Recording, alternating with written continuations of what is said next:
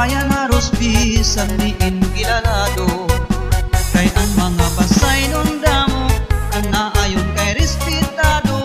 Kalit damo na hanga kay mga bukutan hirahin duro. Ang bungkuhan basayin ka progresibungan malimpyo. Kay nga tanan ang mga mulupyo, mga disiplinado. Magkumpay nga atraksyon imo, nakikit ang kung ikaw bumato. Mga sikat inisalit damo itun mga parakdayo.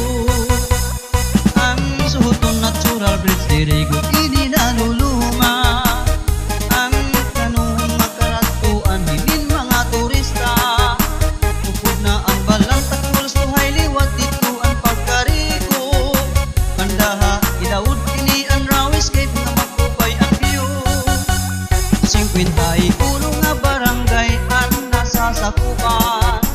Iba-iba nga klasihin kabuhi ang ginkukuhaan.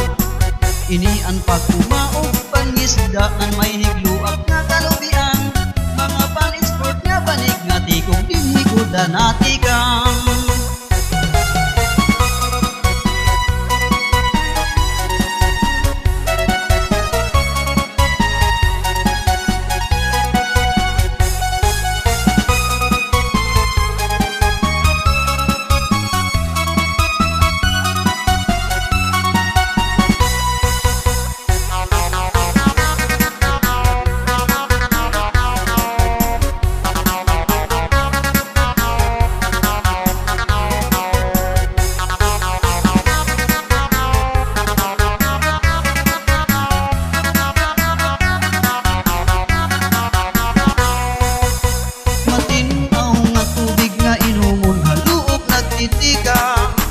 Barang munggay hinamok ang pinabista ini ang panaarat.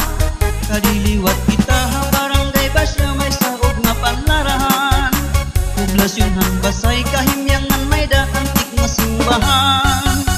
Akong tigin dadasigan maghamis nga kabaybayunan. Kada bago nga tuig inian sikat nga karatuan. Baybayhan katadbang San Antonio, tingib balod Basyaw San Fernando, baybayhan